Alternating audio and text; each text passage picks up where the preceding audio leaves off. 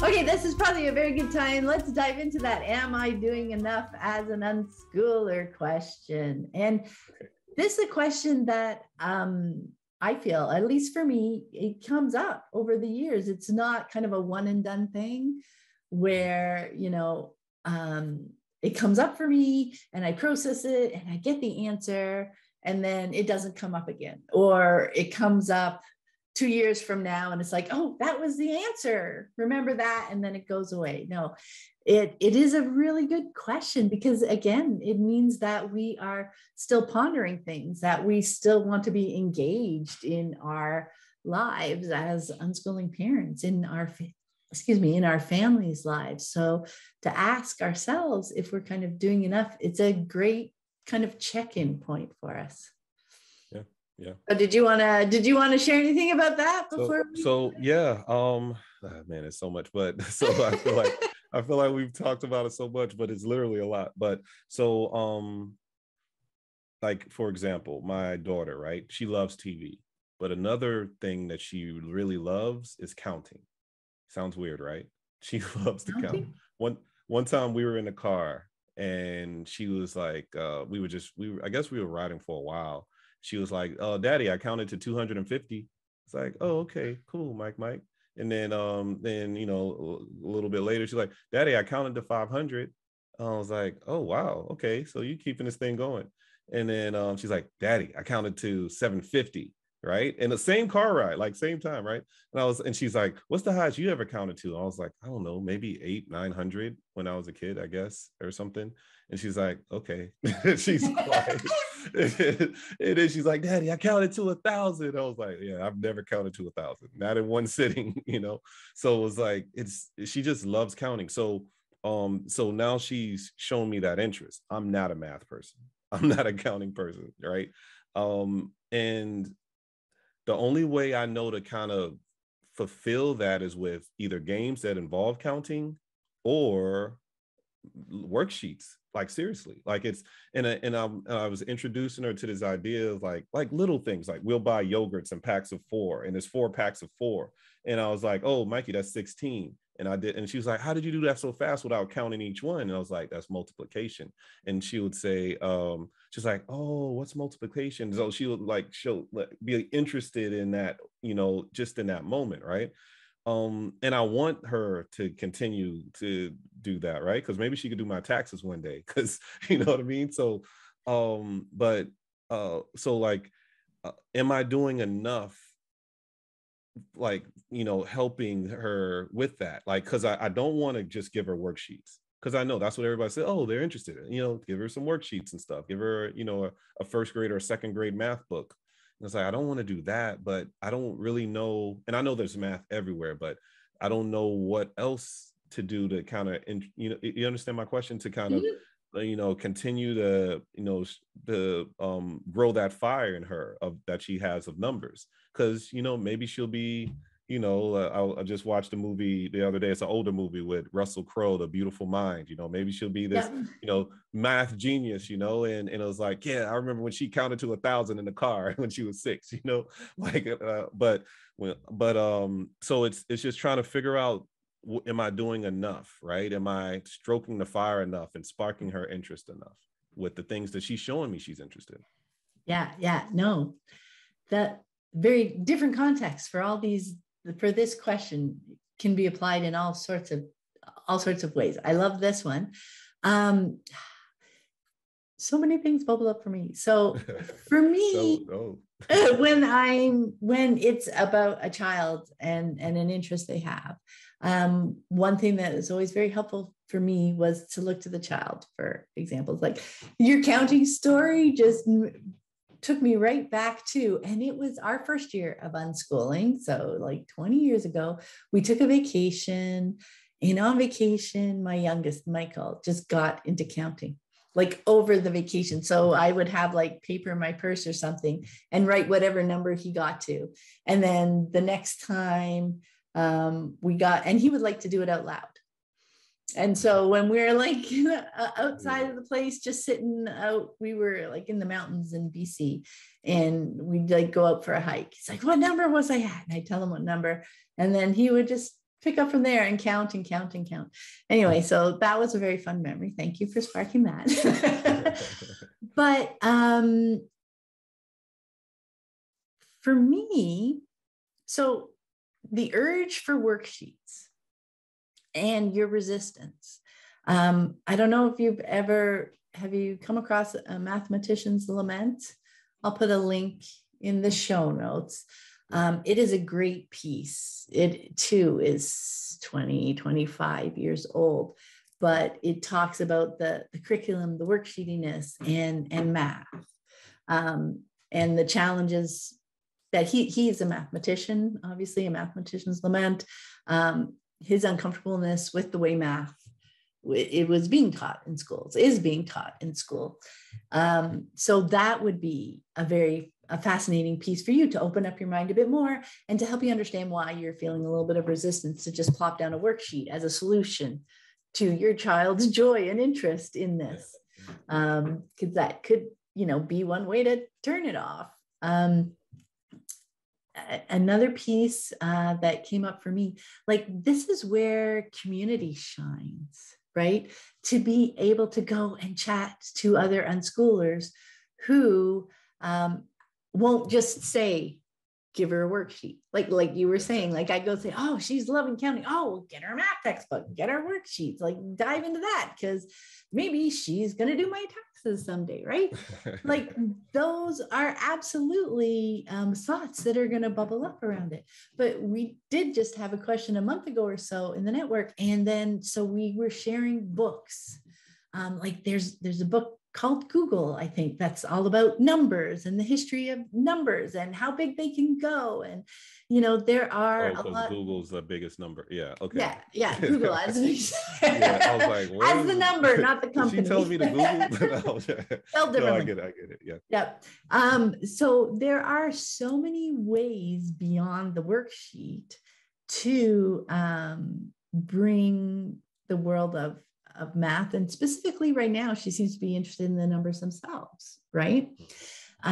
So just finding different ways, like opening up our lens to the different ways that we can support and engage, and maybe that's as much as she's interested in. You may find, that's why I said looking to our kids to see, like if I bring in a few other things related, are they interesting? Did they catch her attention or not? Was this a spurt of counting? And now she feels really comfortable with numbers and, the pattern of numbers as you go through the tens and the hundreds and up into 1,000, like seeing how consistent that pattern is. I'm sure going through it and counting in her head, the patterns were just shining for her, right? And maybe that was satisfying enough. Like, again, no timeline to it, right? So that's why, we can bring things that, am I doing enough? Like try things. There's nothing wrong with bringing in some books or, find a few worksheets that you think might be fun.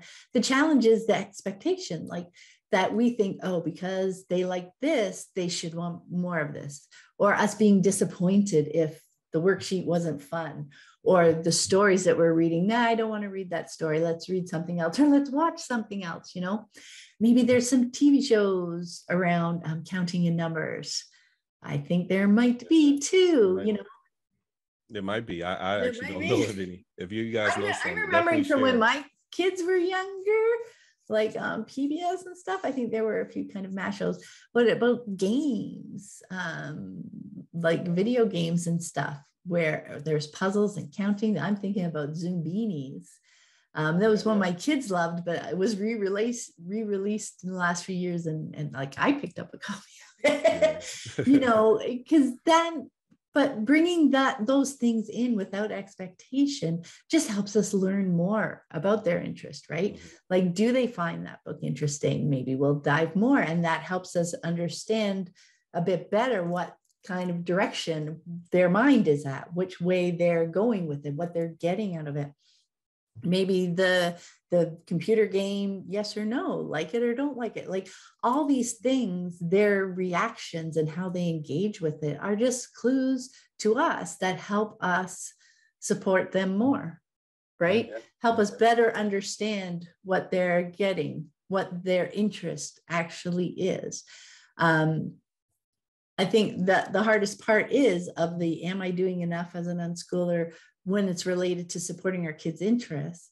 The challenge is if we bring expectations like, I'm finding all these different things and you're not doing them. Or, I brought these books from the library, let's read this book first before we read that other book you like. Let's watch this show about numbers before we watch your favorite show. Like when we start bringing kind of our power, when we start trying to direct it, that's where the, am I doing enough? That can be a little clue to us that we're kind of stepping over.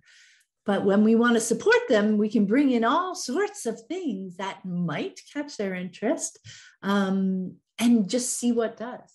Or if nothing does, it's like, it's totally okay that, this is as far as they want to do it right now, because there literally is no timeline. And I will put a link in the show notes to my conversation with Alec Trossett, who unschooled all the way in his, I think he was in his early 20s, decided to go to college. And he's now doing his PhD in math. He discovered his level. Oh, he's an adult unschooler. Yeah. Okay. So it's a growing up unschooling episode with him. And, interested. When did he first learn math? Or when did not learn, but I guess when did he start learning, I guess you could say basic math? Was it earlier than normal? Did he learn it later in life? Or I love this question because I wonder how you're defining basic math. Mathematician's Lament is going to be really cool for you, because there are for me, there's a distinction kind of between the formal math notation, like how we write out addition, how we write out multiplication. Is that kind of what you're doing with basic? Like your daughter is your kids will learn how to add things together, and seeing that multiplication is just a really fast way to add together groups of numbers. And my experience is they pick up so much mathematical understanding, like the pattern pieces, patterns, logic, like all these pieces make up math. Formal notation and memorizing formulas is really such a small piece of what the world of math is, right? So keeping that definition small is one of the challenging things. So that's why a mathematician's lament, that's, it's been many years since I read it, but that was my big takeaway. Like, so the sewing, when my daughter was really into sewing things while she was listening to audiobooks, like there was so much pattern work in there. Knitting, there was so much pattern work. Computer games, there's so much data inside computer games. Navigation, like there are numbers galore, like you said, all around us. And recognizing that just because we can't write down the mathematical sentence to represent it doesn't mean we don't understand what is happening behind 2 + 2. Yeah. Right. We don't need to be able to write down 2 + 2 = 4 to understand, so that the moment we see the notation, it's like, oh, that is just representing this thing that I already know. And like, it's so fascinating to watch unschooling kids in action and how they do so many of these things in the way that makes sense to them. Like even the notation, and you remember, like, show your work, because you can't just give the answer, and you have to use the process that the teacher tells you that you have to use. Any process that gets you to the right answer is works, right? It's just not the one that they wanted to see, etc. So like peeling apart all that is super interesting and super fun. And for Alec, I'll put the link in the show notes for people to hear. But I believe, so growing up, he was very much into gaming. So a lot of his knowledge about that came through gaming. When he decided to go to college, I think he did maybe a couple of months of Khan Academy, just to kind of catch up on some of that so that he could write the test and test out of some of the beginner math. And those are different choices. Like some people just go to college and yeah, I'll happily take, like there was somebody else, another interview that I did for that series. And she's like, oh, I don't want to like do that catch up. I'll just go and do the classes at the college that are already for the schooled kids who didn't pick it up in their 12 years of school. I'll go do a couple of semesters of basic math. Yeah. Because I've been doing all sorts of other fun things for my life up to this point. Now is when I want to do it. I'll catch up with your basic math remedial courses. Remedial only because they thought they'd get them in those 12 years of classes beforehand, but they didn't. So many different choices. And then he went into, I think he went into engineering and then found he didn't like that, but he liked the math part of it. Like, yeah, much better to go back and listen to the episode. Yeah. It's been a few years, but I know, like, I'm connected with him on social media, and yeah, he's now in the PhD program for math because, like, he found that he loved math and that he wants to become like a teacher or professor. And so, not doing math up through like his teenage years, like no formal math, was not did not slow him down at all. And so that's the fascinating piece, is like that's why it's so great to hit things when they're actually interesting to us, not do them in prep just in case someday we might be right. When it's interesting, like then we have the determination, we have the intrinsic motivation, we have the reason, the goal, even if it's something, maybe it's something just so we have to tick off to get where we want to go. We really want to get there because it's our choice. It's not because I want to, get my degree because that's what everybody does. And I need to have that degree to get like the job that I'm supposed to or whatever. But when it's our choice, there is so much that we'll do, not because we love it on its own, but because it's on the path to the places that we want to go. But when it's on our timetable, it's like a whole different world. Yeah. Anyway, so yeah, that's my math. Like I grew up loving math, right? I took math all through university, and I could not do any of it now because I didn't even end up using it for work much when I worked out of university. So it's just so fascinating to see how math unfolds. And it's another area because between math and reading, right? Our society has just drummed in our head that these are so important, and they're so important we can't leave them to the child. Like, when is a child going to want to sit down and do a math worksheet? Yeah, you're right. They're probably not. But that's not the only way, right? Yeah. Yes, that's the way that works really well in school. Yeah. But that's because of the system and the way, the constraints that they have within the system in the classroom and their time limit. That's why it makes sense. Like that is the way to do it in school, in the classroom. Yet when you don't have that constraint, you can see the bigger picture of math. You can see how it lives in the world.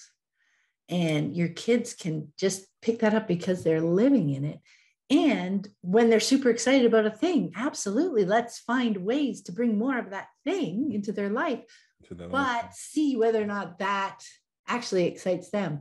It's like, oh, my child wanted to take piano lessons and damn, they're so good. They're going to be a pianist. And then all of a sudden I've got all that weight on top of them, and they can feel that energy, that expectation that you're good at this, you're talented at this, so you really should keep going with this, whether or not it's something that brings them that joy that we were talking about earlier. Yeah, and that's probably the biggest thing that I've noticed about myself that I have to constantly check myself with, is because I am extremely competitive, and like I don't like being mediocre for me. You know, so like if I'm interested in something, I want to be at the very least above average to exceptional at it, right? And I kind of want that for my kids, but I got to realize that's me, right? So I don't want my desires and my goals to be a weight on them, so if it's this back and forth of, okay, I want to inspire her to continue following her interests, but I don't want to do it just because I want her to be, win a Nobel Peace Prize for math, right, or economics or something. I don't want it just because of it. I don't want her to, like, for example, I say to my wife, because she does watch a lot of TV, so I'll say to my wife, I think she really likes the stories. Like, I wouldn't be surprised if she like writes a book or makes a movie or her own show or something like that, because she's so into those things. But if she's not, like, I'm okay with that. Like, if her watching 6 hours of TV one day doesn't lead her to, being an award-winning director, like, there's like, I gotta be able to separate those things, right? And so what you said, is right on. And that's, part of my deschooling process is I don't want these arbitrary standards and rules and expectations on them. I want them to live within their own journey and their own path. Sorry, go ahead. So yeah, no, the one thing that just bubbled up for me when you were speaking there, like wanting to inspire them, and that is awesome. The tweak that I think might help, or you might want to like think about, peel back some layers around, is we can inspire, I think, through the things that we choose to do. So you can be inspiring to your child because of the way you dive into the things that you love, versus because they don't need, I feel like they don't need inspiration to pursue the things they're interested in. Like, that's coming from the top and is trying to push them to something in particular.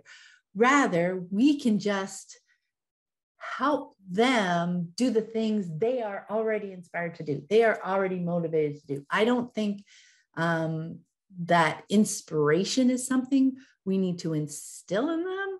I think it's a better frame to go in with, I want to help them find the things that they are so motivated and inspired by, they want to keep doing them. Yeah. Right. So instead of saying, oh, you really like numbers or TV or whatever, you don't need to come in and inspire you to do more of it. I need to, am I doing enough? Like, bring in possibilities around that thing so they can discover how interested in or how motivated they are to keep going. If they are inspired, like inspiration to me feels like internal to the person. Yeah. I am inspired to do this thing because I love it so much, or I'm passionate about it, or whatever. So if doing things that are inspiring to ourselves is something that's a high value for you, you can show it through the things you're choosing to do and the things you're inspired about and passionate about, and just showing and sharing how much fun you're having doing it. And then just helping them find the things that are inspiring to them. You know what I mean? It's almost doing the same things, but doing it from a different perspective. Yeah. Instead of trying to inspire them to come in this direction because you like this thing, I'm going to inspire you to get to the next level by showing you what the next level is. Instead, we can, underneath them, help them explore where they are and just see if they continue to be inspired and motivated to keep moving down and finding the path that works for them. Because that's one of the things so often I can be like, I just use my daughter's example. Like, she, as a young teen and through her teen years, loved going to concerts. We called them shows, and she started playing guitar. And, I could have taken that interest as, she loves music. She's wanting to play an instrument. She's loving, these musicians, right? So I could have assumed like that was the path that they were interested in and were inspired upon. And I could have been like, oh, but what about lessons? Oh, but this, I could have been trying to inspire her to move down that path. Yet now, looking back, what I've seen is her passion was really photography. And that's what inspired her. And how that interest in music has come around is that now, as a photographer, she works almost exclusively with musicians now. Right. So that is how, like, she's like, I love their creative energy. I love, photographing them. I love working with them to create the images and all that kind of stuff. So what I thought was the path, or what seemed like the most logical path for their interest, was completely different from how it ended up fitting really well into their life, the way it wove into their life eventually. Right. So I think that can be the challenge if, again, even back to the piano, maybe what brings them joy is that they're going to learn to play the songs that they love. And at family gatherings, they just love getting everybody going and playing the music around people that they love. And that will be a beautiful thing over the years versus, concert pianist. We can, what seems to us to be the logical path forward for their interest, if we're trying to inspire them, we are kind of inspiring them in a particular direction. Whereas if we're supporting them and helping them just explore the possibilities where they are in this moment, then that helps them find the path that they may or may not, or want to, or don't want to, or maybe 5 years from now, pick up. That it seems almost like semantics, but it really is. That was for me a huge unschooling aha moment, to recognize the difference between, of the effect I was having when I saw something that they loved and that they were interested in. And then I wanted to support them, recognizing that, the things that I'm bringing into their life are kind of just the things that are pointing them in the direction of where I think it's going to go. Even if it's not like I want them to be a concert pianist or whatever, it's still like, but that's the only way I see this unfolding, just because of my experiences, right? So to get back, I'm always talking about beginner's mind, getting back to open and curious. It's about, how did they see it? How might they see it? Which ties into, am I doing enough? Because then it's just like bubbling up different possibilities for them. It's taking ourselves out of that picture completely. But again, it's not stepping back. It's being completely engaged with them, because that's what helps them process. Oh, look, you brought this book, and no, that's not interesting to me. Or, we did this thing, and that's not very interesting to me. Oh, this is super interesting to me. But we've helped them see, the possibilities that exist where they are. And then they get to kind of pick and see what direction it goes. So again, it's not stepping back, but it's just stepping in with them where they are versus where we imagine they might go. So can I ask you a quick question with that? Yeah. So from your experience with it, is it better to ask ahead and be okay with the no, or is it to present it, the opportunity, and be okay with the no?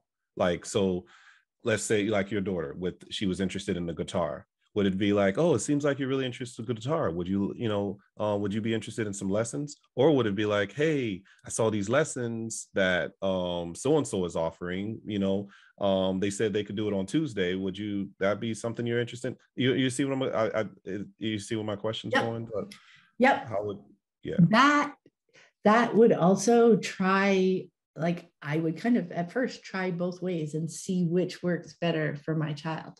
Like for me, I found I would try to, instead of asking ahead of time, especially when it's something new, because they don't really know the context of it. They don't really know much about what it would be. Like saying, oh, I found out about, this park or this thing. Do you want to go? So often the answer just to a quick question like that may well be no, because they don't really know what's there. They don't, like, you have to launch into a 20-minute conversation about it. So for me, it was more about bringing in enough information so they could make those choices. Real decision. Yeah. So that's why I'm saying, like, bringing in the game, bringing in the books, bringing in the things, not saying, oh, I found this, I heard about this game that has something to do with numbers. Would you like me to get it? Yeah. Like that is just not enough. But, oh, I picked up this game here. It looked really fun. I tried it out. It's so much, like, and then you can connect it to something that they're interested in. So it's not convincing them. So it's not trying to control or convince, yet it's giving them enough context and information so they can make a better, for lack of a better, like a more informed choice. Yeah.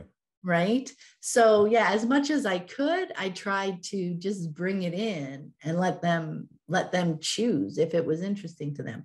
Bigger things or things that, cost more or that you have to travel to, those need to be discussions ahead of time before it's not like, oh, hey, we're going to go and travel to, this other state because I heard about this conference that I think you'd really love. Something like that. Yet I would still try to gather as much information. I would still try to share the pieces that I thought would be interesting to them, again, so that they can make a more informed choice if it's something that they want to do or don't want to do. And then the other piece too is also knowing that when you've shared something and they've said no, especially something like that, doesn't mean that's a no forever. There were definitely times like 6 months, 2 years down the road where, one of my kids came home and said, hey, remember you mentioned that thing? Hey, next time it's around, I think I'd like to try it. Yeah. Or, pieces like that. Like you're helping them just by mentioning things, you're bringing them into the world, whether or not they do it, they know that those things exist now. Right. Exactly. And so whenever it makes a connection for them, whenever they're interested and they know it's something that's on the plate that they could choose.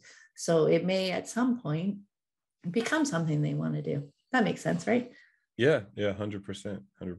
Like there's I've talked in one of my videos about how my daughter, she doesn't have an interest in reading right now. Like I mentioned, she's basically 7 years old.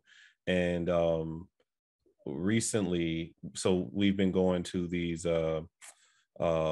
different groups or whatever, or she's been going to these different groups where she's around other first graders, and obviously all of them are reading, right? Not obviously, but all of them are reading. And so she gets this awkwardness with it, right? And discomfort. And so we talk through it. It's like, how does this make you feel? Or why do you feel that way? And she, one day in those conversations, she said, I want to read because I don't like the way it makes me feel to be around people that do know how to read.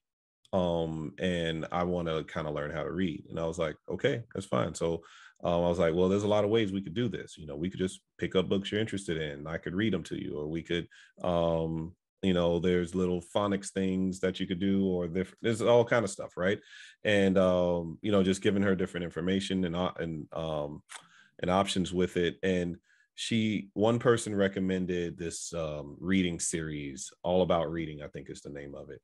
And I looked at it, and it was like, it had all these little games and this little stuffed animal sock thing. And I was like, oh, this looks interesting. So I showed it to her. I was like, hey, would you be interested in this? She was like, yeah, that looks cool. So we start doing it, and she's liking it, but not like, I want to do this every day like it. She's like, so I'll offer, I'll say, hey, you want to do reading? Sometimes she's like, no, like, not today, daddy. I want to watch this show. It's getting good. And then there's other days she's like, she'll do it. And there's other days she won't do it. And she literally do it for like 2 or 3 hours. Like just me and her working on this little reading program. And like they have things where you make it like what she likes. That's why I feel like she's literally going to write a book one day, or a movie or something, or script.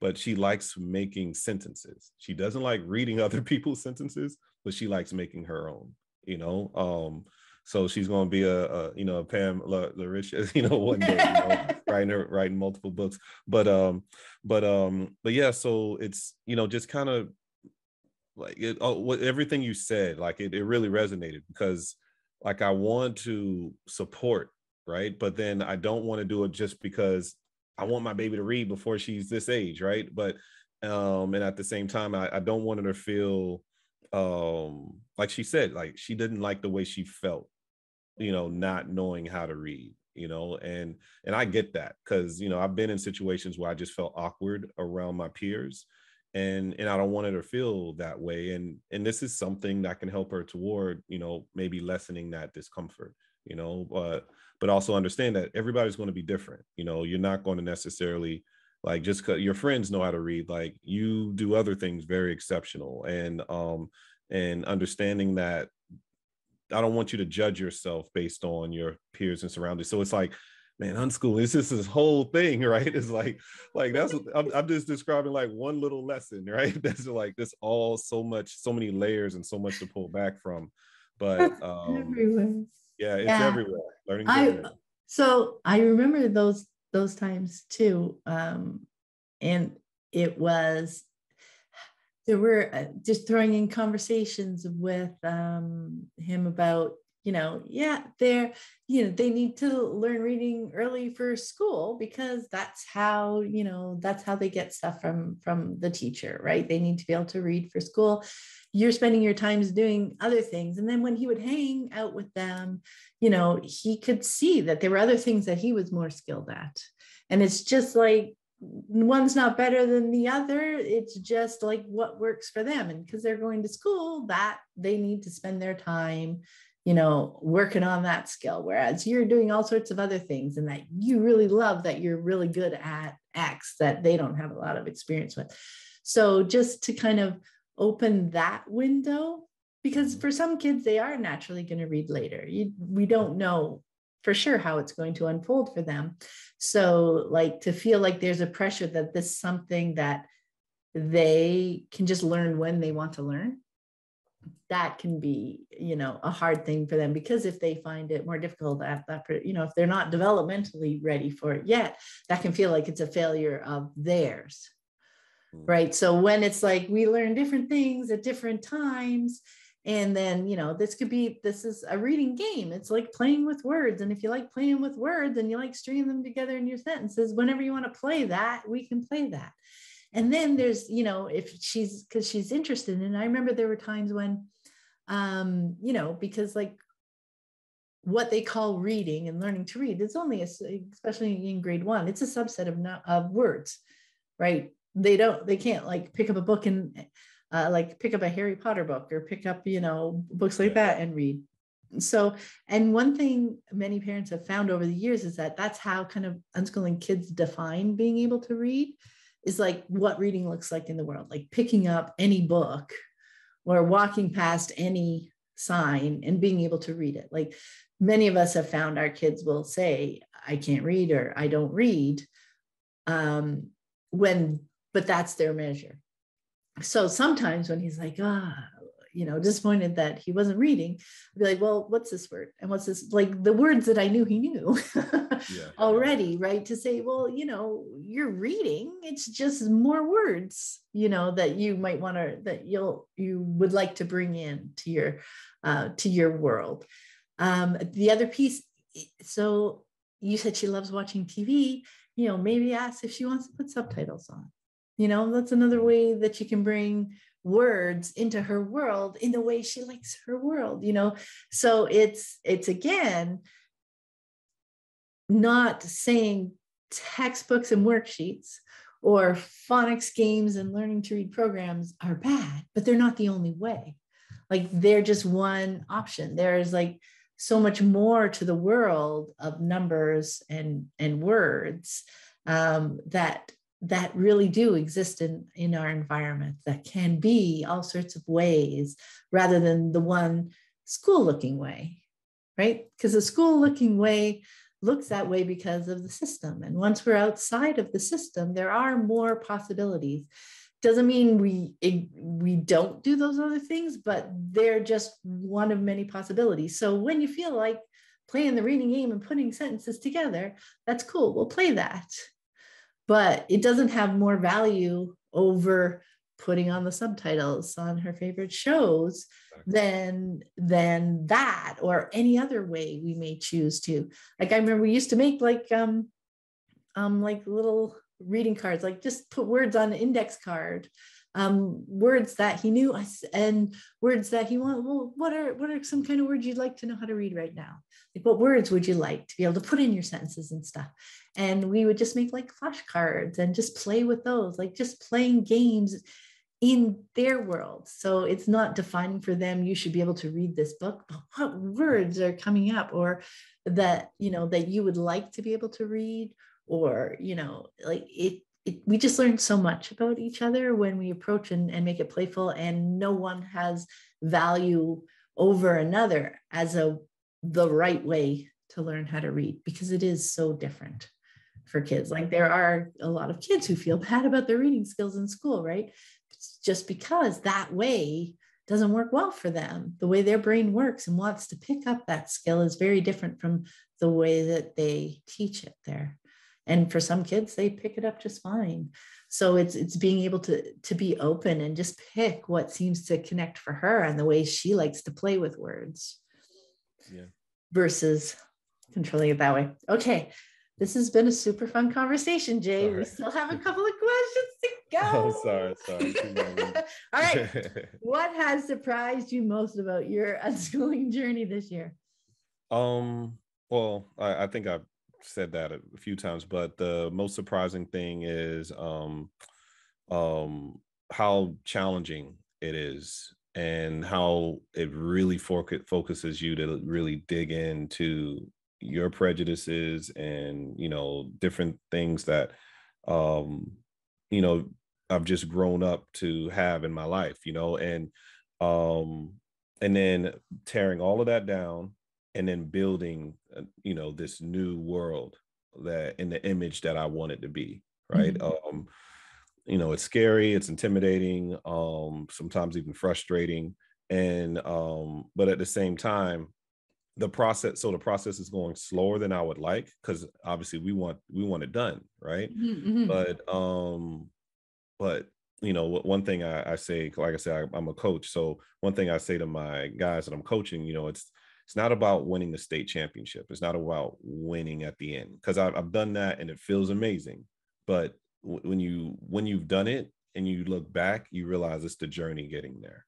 Right. And so that's something that, with this unschooling, the journey getting to where, like what you described, even the little examples with the TV with my daughter, right? Like, because the subtitle thing, that's something that we do now, right? Where puts, and sometimes she's like, oh, can I watch this show in Spanish? So, and then she'll see the English subtitles with it in Spanish, and it's like, just seeing how like these creative ways of kind of building this world the way you want it to be, but then being okay with, actually, I don't like this door. You built it, but let's tear it down and let's put another door there, or maybe wall it, or maybe there's no door at all and have it an open path.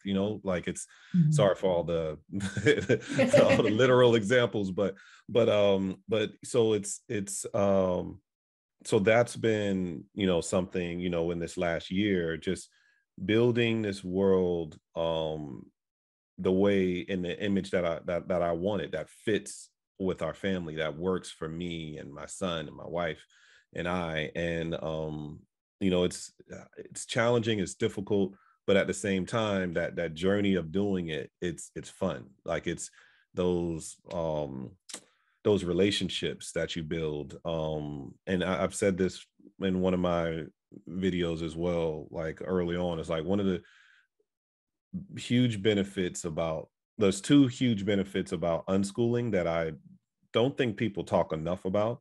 One they talk about, but is the relationships, that bond with your kids. Like it is so deep and it's so strong, it's almost scary, right? And it's like, and it makes me think, it's like, wow, like I want this with everybody now, like not just my kids. Like I want it, like everybody in particularly my circle, like your mom, your sisters, and your nephews and nieces and in-laws and cousins. Like you want this close bond, and but then you don't have the time, right? You don't necessarily have the time to build these bonds, and then that goes to this next thing, the ability to slow down, right? So like we're able to be so intentional about our relationships that we don't focus on the keeping up with the Joneses and the consumerism of it, right? And just buying different things and working to buy things and accomplish things. It's like,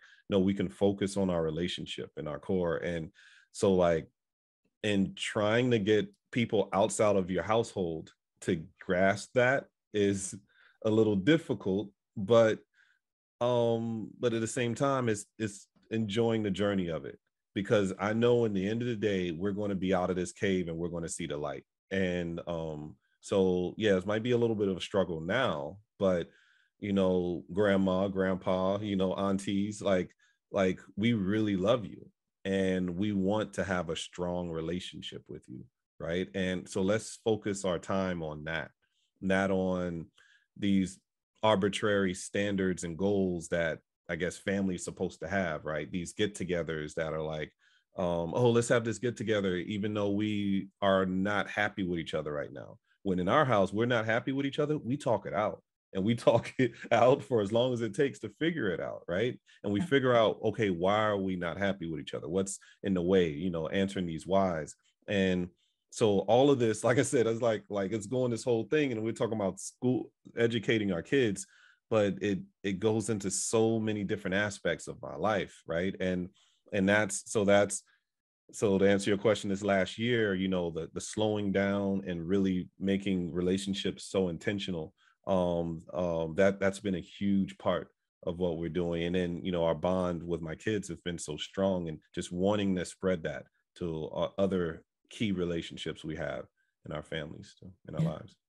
I love that you mentioned the slowing down piece, because I think that was, looking back, that was one of the biggest aha or unexpected things for me was coming to realize how much open space we needed. Like, when we kids first left school, it was like, oh, we can go to the science center all the time, and we can go here, and we can do this. Like, it's like all the things that we can do now. We have the time to do all these things. And all of a sudden, nobody wants to do the thing. It's so I'm sorry. I'm like, we're not going to so the science center every week. Pam, our first month, we were the museum champions, went to beaches, we did like sea turtle lunch, like we did everything, like every week, and people like, oh my goodness, you're doing so much. Like, you can even see it in my videos, like it was, and then you haven't seen those videos in months, because it's been us chilling on the couch, in the backyard. It's like, but you just realize, it's like, okay, am I doing this because I really want to do it, or because it looks good to other people to do it, and it's like, and you get these aha moments, like, oh, let's just slow down, and what really brings us joy. And when we realize in our household, what brings us the most joy is us, that time with each other, that communication, playing a game, just sitting down, like, actually, this is one of the questions that you asked, but sorry. What's the favorite thing about the flow of your unschooling? Exactly, right. So like my son, he'll come to me, wake me up and say, "Hey, Daddy," and tell me about his dreams. Him telling me about his dreams, it's like, it literally brings such a smile on my face. It sounds corny, but it's like, he's like, oh, so I had this dream, and there was this dinosaur, but he was a good dinosaur, and blah blah blah. And it's like, it's just hearing about his dreams. So it's like, I look forward to that, like that, being woken up to hear about my little guy's dreams, Mm-hmm. But it's just having this flow. I've been using that since our last conversation. We talked about flow, like having this flow in our lives, and I like even what you say with the routines. It's been so many beautiful moments within it. And but that's in order to really recognize it, you have to slow down. So yeah, you have to slow down, because that gives a space for all these things to bubble up. Like, you don't know what you're missing until there's space for this stuff to organically happen and unfold. Like, I remember there was a season in my daughter's young teens where, when she would wake up in the morning, it was a ritual or routine, whatever. I would make a coffee for both of us and come back to her room, and we would just like sit in her bed for half an hour, have a coffee and chat. Maybe we'd be listening to music, or we'd be just whatever conversation bubbled up. And, that season went on for months, maybe even a year, but different things bubbled up with different kids. And you start to realize just how valuable that is for our connection, for our understanding of each other, for everybody to feel seen and heard, and just like you were saying, the relationships in general. And we come to recognize how valuable that is and how important that is to us to have the space for that to unfold, versus, like you said, doing all the things so that we're looking super good from the outside. No, this is what feels really good to all of us on the inside. And that's what's important to us.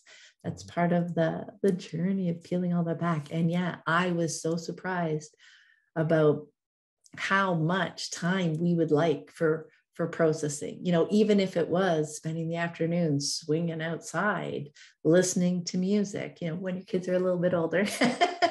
No, they love so love much it. processing. AC/DC, that's both of them. They Both love of them? AC, listen, which is weird. Like classic rock and roll, right? My little brown kids loving classic rock and roll. It's just funny. But yeah, no, you're right. It's amazing. It's amazing how much space as human beings we like to have to process things. And, we love doing stuff too, but the difference between the expectation and what looks like we're doing versus how often we actually want to be doing can be so very different. And the doing of the things is so different when it's like organically our choice, as in like, we want to do this right now, versus, hey, let's go to the museum. It'll be fun. Let's all go. The whole energy, when choice and agency really becomes the foundation of the things that we do, is you don't think you're not doing that at first. You think, I can do all the things. This is going to be fun. And you think you're choosing those. And I mean, you are. But when you peel back the layers to get to, why am I making this choice? How does it feel? Do other people want to do it? It's like night and day, isn't it? It's a whole different world, as you said, Jay. Oh, that is just so beautiful. Thank you so much for taking the time to speak with me today, Jay. It was amazing. Thank you. Yeah, it was fun. It was I feel like free therapy and coaching as well. So I love it. I guess. Oh, yay. Well, before we go, can you let people know where they can connect with you online? Yeah, so I still have my YouTube channel, Black Dad, all one word, and on Twitter, Black Dad Journey, at Black Dad Journey. Actually, Instagram as well, at Black Dad Journey. Something I've noticed with both of those is that, this process of slowing down has, I realize there's certain things I want to focus on, but and I love the creating. I still love creating the videos, and so I still do them, but I'm not putting the pressure of doing it every week like I was trying to do this thing every week, and because I want to go viral, and I was like, no, I want to share my journey. I want it to be organic, and if I don't have one for a few weeks, I don't have one for a few weeks. But then when I do, I know that I put my heart into it. I love it. I enjoy it, and so you're not going to see it every week like you would probably like, but I'm still doing it. I haven't quit on YouTube or any of that yet in creating, because I absolutely do love it. It does bring me joy. So Black Dad YouTube channel, at Black Dad Journey on Twitter and Instagram.